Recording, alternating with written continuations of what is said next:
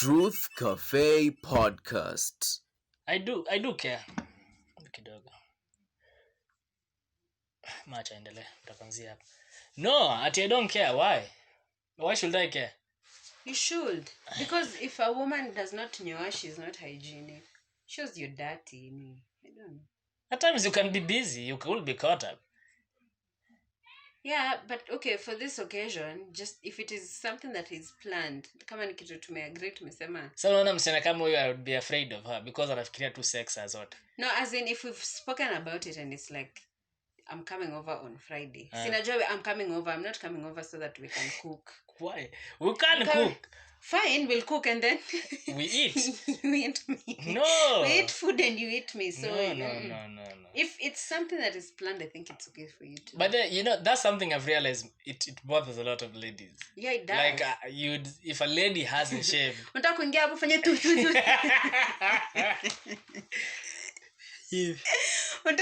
Nakuwa Moses. Nikifanya hivi. Red Sea. Nafanya hivi kwanza. Cheze. Hivi. Unataka kuingia hapo ukiingiza mdomo wako kutoka kutupu. Nikifanya hivi. Let's not. Nafanya hivi kwanza. Unatafuta njia. Unatengeneza njia. Unatengeneza njia mahali hakuna njia. At least unapata kitu kucheza nayo. I don't know. That is one of like the most insecure parts for most ladies. Yeah. Mm-hmm. It's like you try going down on a lady and she hasn't taken a shower. She wouldn't allow. Insecurities. Ladies mkona mash insecurities mingi though. Shower as in that's the big deal.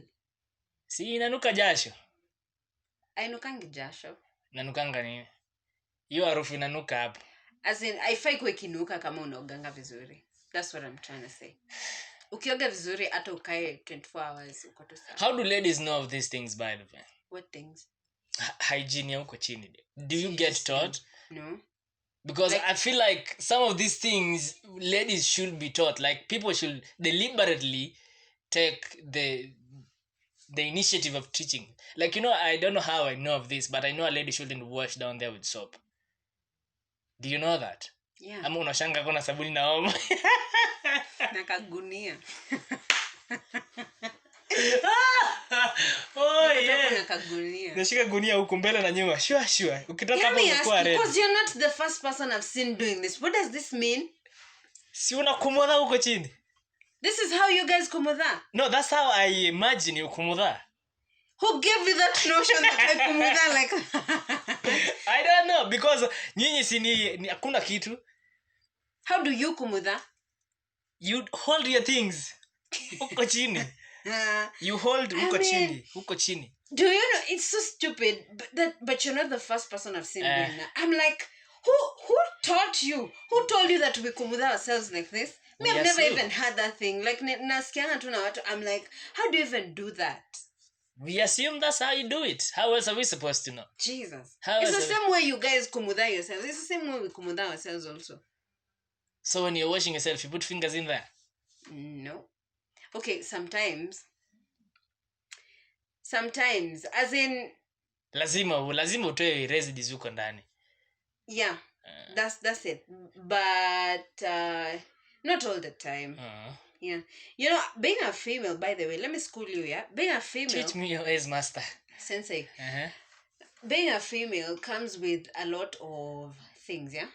That one I know for There's something called discharge. Do you know what discharge is? I know. Yeah. See, no wonder ladies wear panty liners. By the way, let me not.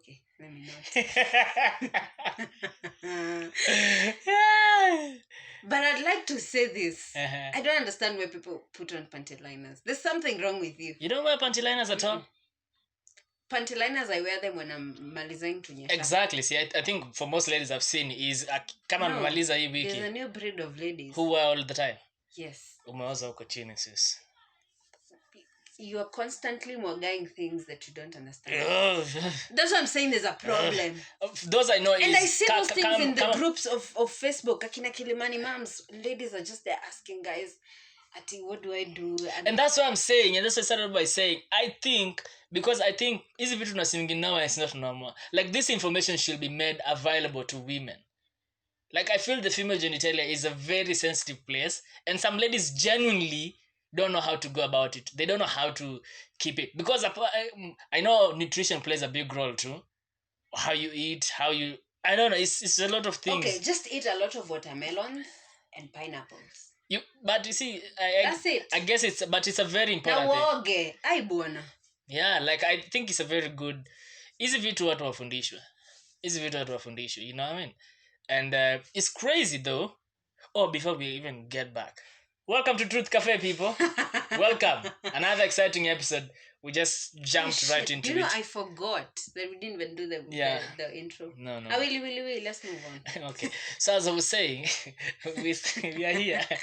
As I was saying, one, that information needs to be made available. And the other baffling thing is, I still hear of discussions of where young ladies who have sex to buy pads.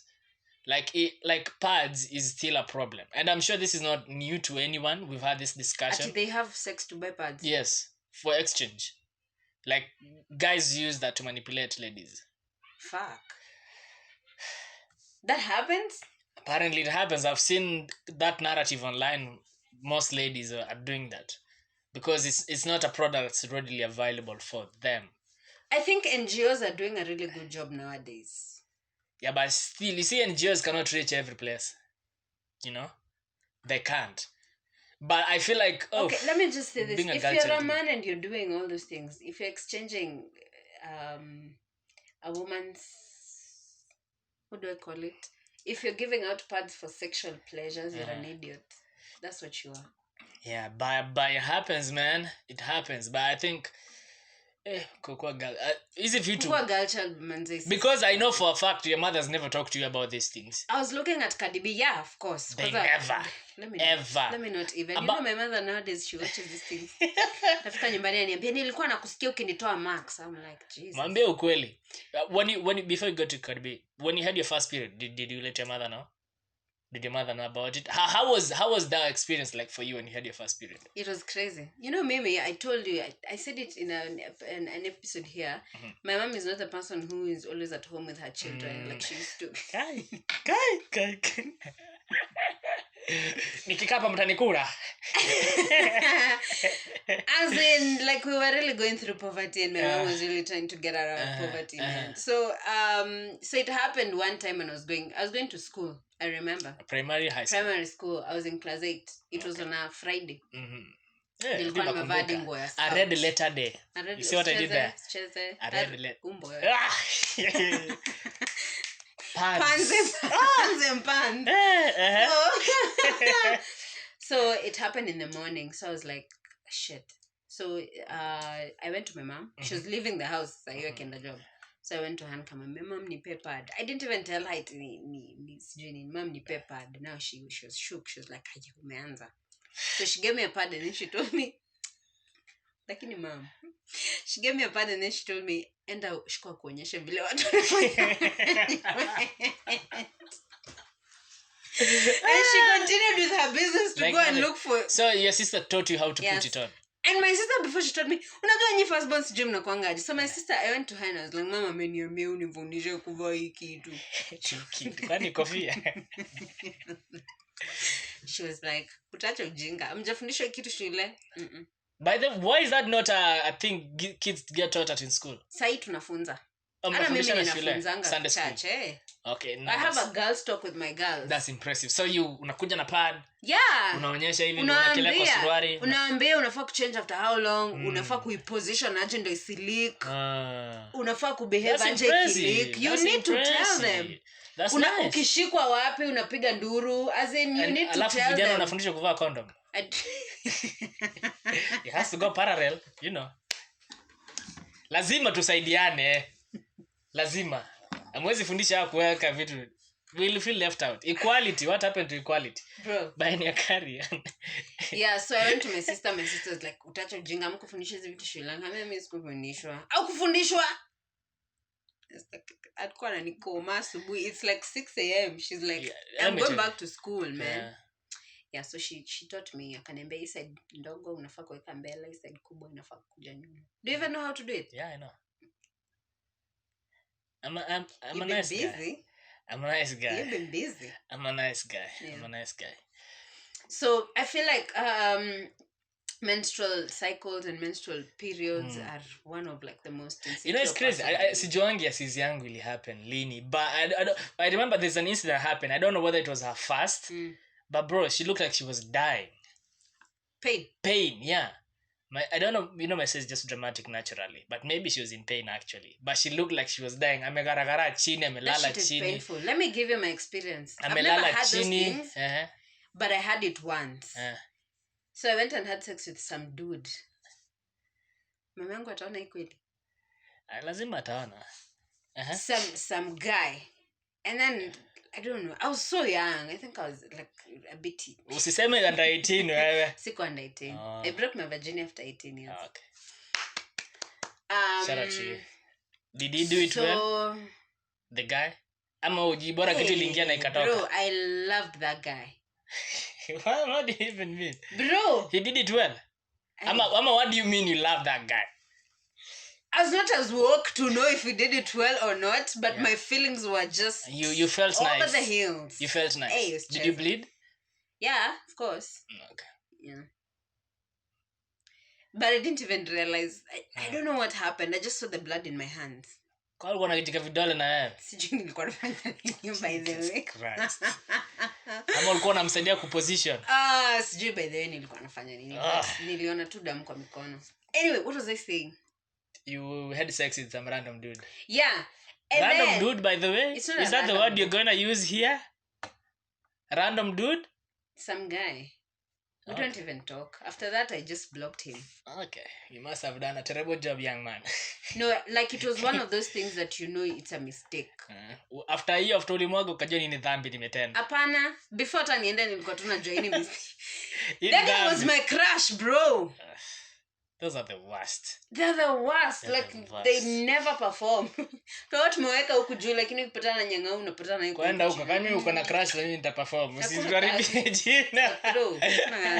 Yeah. So, kijana kamoga ndani and he forced me to take P2 because I didn't want to have a child anyway. So, I measured P2. So I missed my period the next month. Na hiyo mwezi ingine ilikuja ikibleed like one fucking week. Painful for like 7 days. It was so crazy. I was like, fuck this shit. Any other person I'm sleeping with, I'm ready to have a child or use a condom. Simple. Anyway, it's crazy though. Me, I remember my sister's experience, not sex experience, period experience. It was crazy. Tulikuwa tumina father kwa nyumba. Tunashanga sana nini? You know, me and Meow, when me and Meow started dating, he was like, do you have these things, this drama that ladies have when they're in their periods? I'm like, no, but I like to eat a lot when I'm in my periods. I like sweet things, but I'm not dramatic. Sitakuwa na mood swings, sitakuwa na doing any. But from time to time, mood swings kidogo. But it's okay. I think it's different ninis for everybody. For everyone, yeah? Yeah, my sister alikuwa na garagara kumzala enda ununue painkiller cha kupiga kelele. Baba yako. Sasa tulikuwa na what else can we do? Si wewe ununue painkiller. Ampiga nduru huko amelala kwa floor like kai are you dying? But let me tell you, kulala kwa floor, that is like the medicine. I see others people put water and whatnot. Hot water or something to ease the pain and I don't know. It's like let me explain how that works. It's like when you're feeling cold and then you take something hot. Unasikia vile inakujaga kichoma, unasikia tu ka joto. That's how you feel. Now hiyo joto ya tumbo ina take down the pain. Yeah. Okay. Anyway, man, shout out to all the women, man. Must be hard. Yeah, being a woman is not a joke, man. But I think, honestly, the female genitalia, the hygiene and whatnot, these are things we need to normalize talking about. Yeah. Still on... So you remember I had the Cardi B point? Still on female insecurities. I think even armpits and like inner thighs and stuff like that. So I was watching Cardi B. Why inner thighs? Shh, let me explain. So I was watching Cardi B Kishika uko ndani mtetemeko. Nza kutetemeka. Story. And she was saying she took a video kama amelala juu ya meza hivi na amepanua hivi miguu. Anasema she's getting her like inner thighs bleached. Sinawanga nyeusi sana. mwingine anakuanga nyeusi sana. And honey. And you see, that's the he's not the sometimes that okay, let me know it. You see, thick thighs save life, but thick thighs become black. Anyway, do you mind dark inner thighs? Bro, nitaona saa ngapi? Nitaona saa ngapi? I think that's an insecurity as well. But I think it's, you see, and you don't realize it's an insecurity until you go on YouTube and see how many people have done tutorials. I'm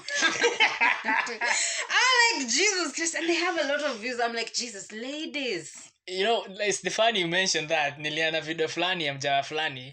How I became tall in 6 months. That thing has 1 million views. Nikasema, these are my short brothers. I was like, 1 million of you wanna get tall. Good luck with that. Good luck with that. Niliangalia hizo views. Jesus, man. Niliangalia hizo views. Nikasema, hizi ni insecurity.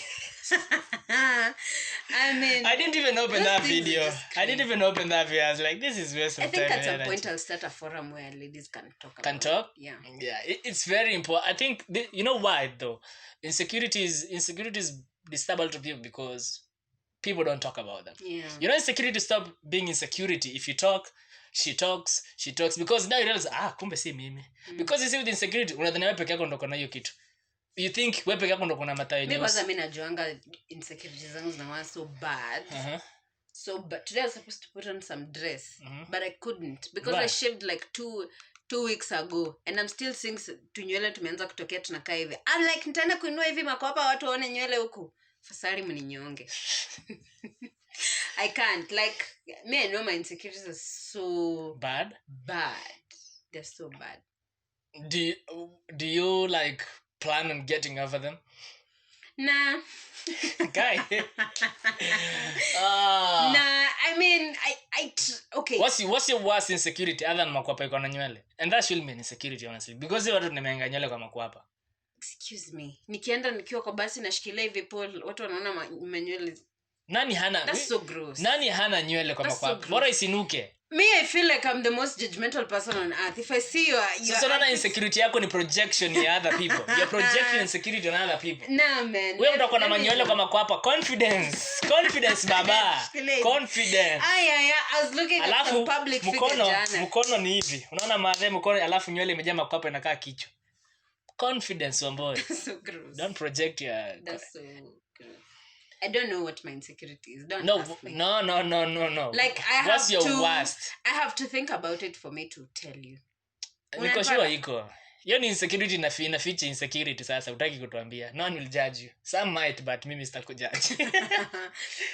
I don't have insecurities. Okay, here's the thing. But I think for women it's a problem, man. Women have a lot of insecurities. Like I don't know whether you saw, I put this on Instagram. At ladies, when you're somebody on top, achana duve we see Batman. They wanna try kuficha vitu. I dated somebody who when he got on the top alikuwa anachukua duve anafanya hivyo. Why does he do that? When I looked at that meme, I was like, why does he do that? I think I have Batman. Alikuwa na manyama? Baridi. Kwani baridi gani? Si unapigwa na baridi kwa mgongo. Na anafanya hivi.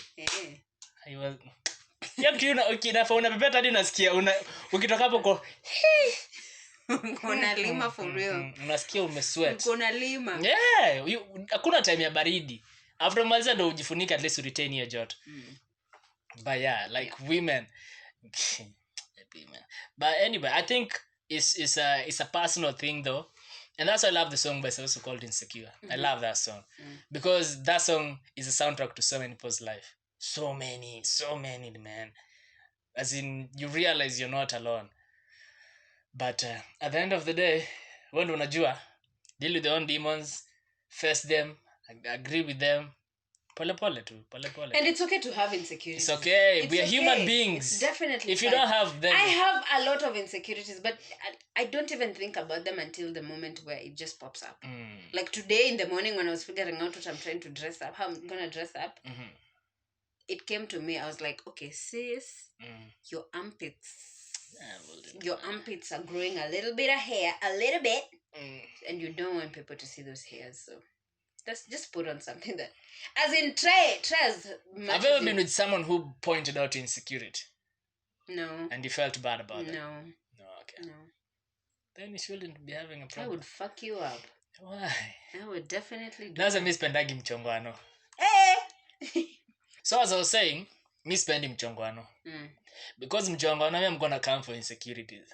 I will come for them. Na utalia. Me atastakangi roasts. Machos. No, me I like roast, man. I love a good sport. I love a good sport. Lakini nawe mimi if I come for you. Kuna mtu alini roast juzi. I was just like. Wewe na kawale watu walikuwa nalia ukichongolea ukiwa mtoi. Mimi nalianga hadi saa hii. What do you mean nikiwa mtoi? Sister yangu na brother yangu walinichongoa juzi hapo. Like those, I think I have the worst siblings. Let me tell you something, my boy. If you're like that, nyumba yetu huwezi survive. Nyumba yetu is like a war zone. Ni mama yangu. Like mama was just seated somewhere ananiuliza, "Kwani wewe una kitu ya kuanga?" I went to the kitchen, sobbed a bit, went to my room and locked. You know how bad it is at our home? That my mom called me the other day akaniambia, "Unajua Karisi nimekaa hivi nika notice. Hii nyumba watu wakwangi, people are very insensitive in this." Yeah. Like kwetu yanaga na hierarchy. So me I have the power to roast all of them. Now my sister ana roast nyoko chini yake. My brother ana roast nyoko chini let me tell you. Hey, people yani like, but you see, I don't know. Me I feel like mimi ndo naonewanga kila saa. No. And I cry. You have to cry, baby. I cry. Omba sana. My sister is just like, "What? Wewe uko na shida." Kona shida sana. I have a problem. And crying is not bad. Yeah. But anyway, insecurities, you have them, we have them. You know, it's life at the end of the day. It is what it is. Yeah, take jipe moyo baba. I like this episode. Jipe moyo. It's it's very informative. Very informative. Yeah, we started off on a very informative manner. Tumemaliza na informative kweli? What else do you think we need to know? Wame pick up where necessary. Yeah. No, but it's very informative. On a serious note, I think female genitalia and hygiene is one very important. Even for guys though. Like, I don't know why, and we spoke about it some time back. Sexual education in Kenya, there's only one side in yote nonanga, and which is intercourse. And intercourse shuns people off from having sexual education discussion. Yeah. Because anybody you think about sexual education, they think of this. But there is a whole bunch, even for guys, like how well do you keep your genitalia? How clean are you? How are you supposed to take care of your body? Do you know what? Fun fact. Shiro. Can we say this as a side note, yeah? Shiro wants me to join Shika Vibe. You know Shika Vibe? Yeah. She has a forum called Shika Vibe. Yeah, I she like even that. Sent me the contract juicy. She wants me to join as a co-host. So that we can like start. Can you say what Shikana is about really? Shika Vibe is Shika Vibe, yeah. Yeah, it's called Shika Vibe. Shika Vibe is about sexual discussion, sexual awareness, knowledge, sexual awareness.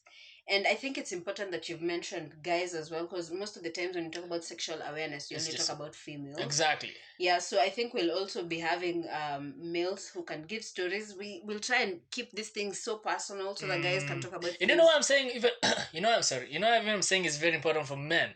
Because many a times men bring things upon ladies. Like for instance, some men are carriers of diseases and uchafu. Like you cannot spend huwezi kumpiga raundi siku mzima. You have to wash your dick and then you wanna insert on another person. Alafu huyo msee when you have sex with her, ikianza kunuka, you're blaming her. Yeah. But you, bro. It's you. You get what I mean? You, yeah. But most guys are not aware. Yeah. They're not aware. They don't know. The guys will have sex and sleep. Bro, amka ndo wash hiyo kitu. Unacheka aje? Kwani kuna mtu anafanyanga hivyo? Anaoshanga. Kwa nini unaniongelea ni kama ni I don't have sex? Okay, potato. But the point is, when you used to have sex, basi, previously. Did I? Si wada kutambia hapo you had sex with a random guy akakufanya ukunywe pitu. Who, me? Haya. Kwa wale aliona hiyo mta comment down below. Hapo kando hii part ya who me hapo ndio nitaonyesha madhi. No, but as I was saying, it's a discussion that needs to be had at a very young age, because me honestly, all the things I know sexual, self-taught. sikufundishwa na mtu. Nobody, not even my teachers, no one has ever taught me. And I'm like, look, this is how you need to do it. Or hygiene. It's unfortunate. Now you can imagine sit to Nairobi. Information is accessible. But let me ask you, at what age do you think men should be spoken about how to put on condoms? Because I one would argue when they're too young, you will expose them to start having sex very young.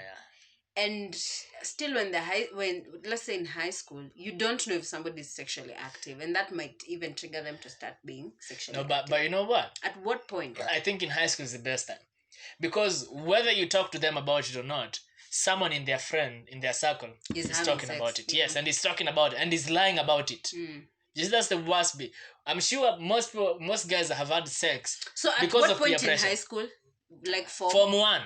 Hey. Form 1. Because you see that Form 1, akona roommate for 4. We're roommate for 4. There's nothing else anaongeleanga than kunyando madem. And it's a lie. You get? Most guys have had sex out of peer pressure. Because ukipata na mimi niko form 4 nakwambia nimenyando madem kawa 4. Na kuna hata mmoja nimegua ni kunyonga tu. I don't even how the warmth of the pussy feels like. Madem wako ni Remis. You get? But as a Form 1 like, that sounds cool. That sounds cool. So slowly because when you hear this thing constantly, those ideas are planted in your head. I think I'm still torn between. Yeah. Oof. Rusungu. I'm still torn between. No, I'm actually torn about. Kitu kama hiyo. Torn between, boy. Not torn between, torn about. Make the whole statement correct baadaye. Usingangane sana. Autocorrect. Grammarly. So, I think it's going to be hard for me to maybe spearhead such a conversation. Here's my thinking. Because most of the guys that I actually interact with that are a bit young, ni probably watu nimefunza church school.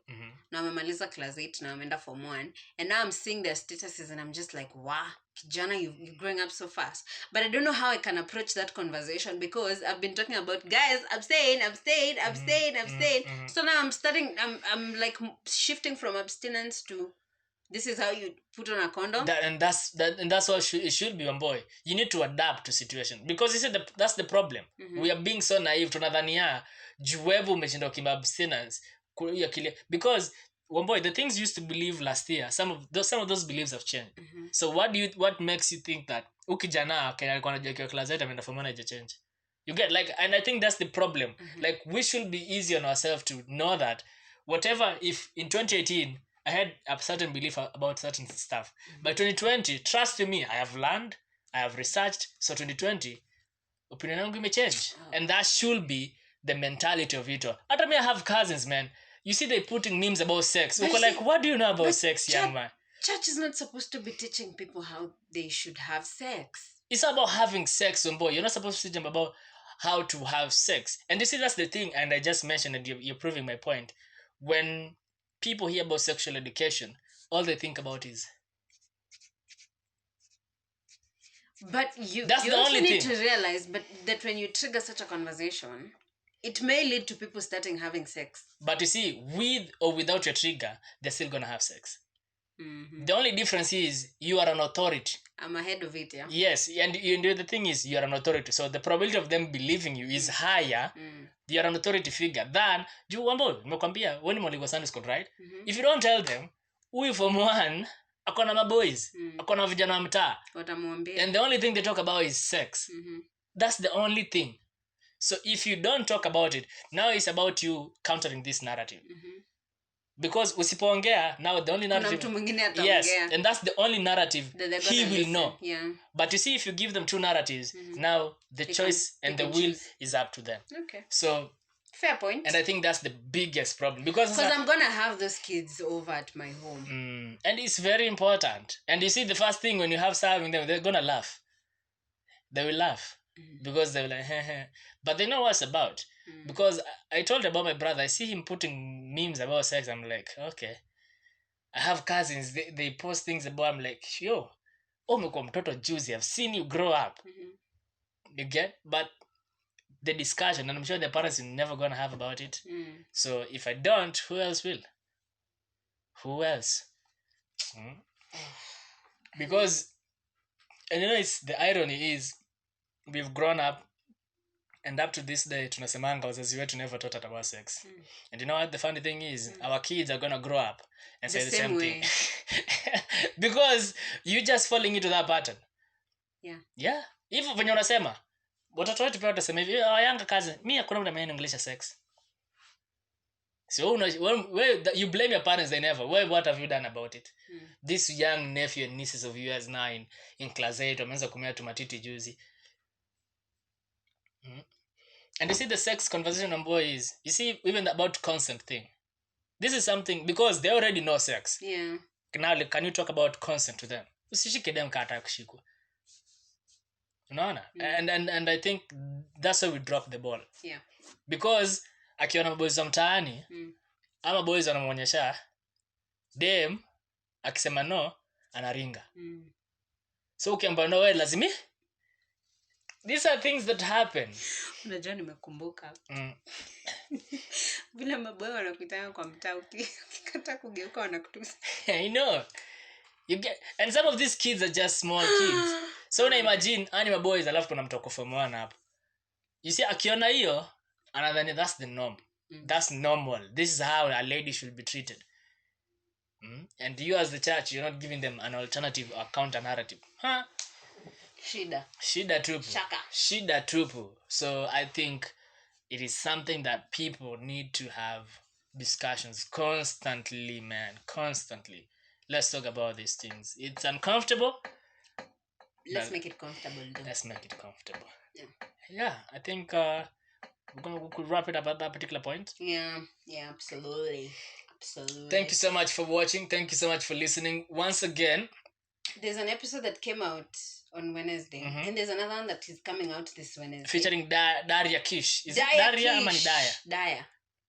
Okay. Okay, so tumuite tu Kish. Okay. Tusijichanganye. Yeah. And you know, anyway, she has a new EP, absolutely sensational R&B singer from the 254. She's a radio presenter, so we're going to be having that's going to be an interesting conversation. We're going to be having some conversations with her about, her music, her new EP, and having a radio presenter and some random stuff here and there. Yeah. So please watch out for that one, all right? Watch out for this. All right. Thank you so much for watching, guys. Have yourselves a lovely week. Happy New Year. Enjoy the rest of your Monday or Tuesday, Wednesday, depending on when you're watching this. All right, that's it. Ujambia watu Fochari alienda wapi? Akona kazi, tuliambia akona kazi.